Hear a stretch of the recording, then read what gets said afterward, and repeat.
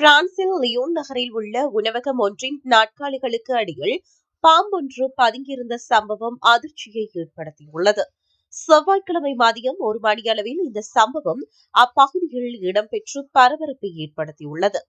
உணவகத்திற்கு வந்த வாடிக்கையாளர் ஒருவர் நாட்காலிகளுக்கு அடியில் பாம்பு பதுங்கியிருப்பதைக் கண்டு அதிர்ச்சி அடைந்தார். உடனடியாக அந்த வாடிக்கையாளர் ரோன் ஆல்ப்ஸ் ஊர்வனவியல் குழுவை தொடர்பு கொண்டு பாம்பின் புகைப்படத்தை அனுப்பி வைத்தார்.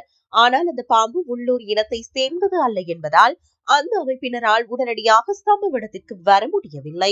இதனை அடுத்து தீயணைப்பு வீரர்களுக்கு தகவல் கொடுக்கப்பட்டது. லியோன் தீயணைப்பு வீரர்கள் சம்பவ இடத்திற்கு வந்து இது மிகவும் அரிதான பணி என்று தெரிவித்தனர். கருப்பு மற்றும் வெள்ளை நிற புள்ளிகளை கொண்ட அந்த பாம்பு அமெரிக்காவில் பொதுவாக காணப்படும் கலிபோர்னியா கிங் ஸ்னாக் வகையை சேர்ந்தது என்று கண்டுபிடிக்கப்பட்டது. இது விஷமற்ற மற்றும் மனிதர்களுக்கு எவ்வித ஆபத்தும் இல்லாத ஒரு பாம்பு என்று தீயணைப்பு துறை தெரிவித்துள்ளது. உடனடியாக விலங்கு மீட்பு பிரிவை சேர்ந்த தீயணைப்பு வீரர் ஒருவர் அந்த பாம்பை பாதுகாப்பாக பிடித்து கூண்டில் அடைத்தார். மீட்கப்பட்ட பாம்பு மெசியூ பகுதியில் உள்ள ஒரு டெராட்டீரியத்திற்கு கொண்டு செல்லப்பட்டது. இதன் உரிமையாளர் யார் என்பது குறித்து தற்போது விசாரணை நடந்து வருகிறது.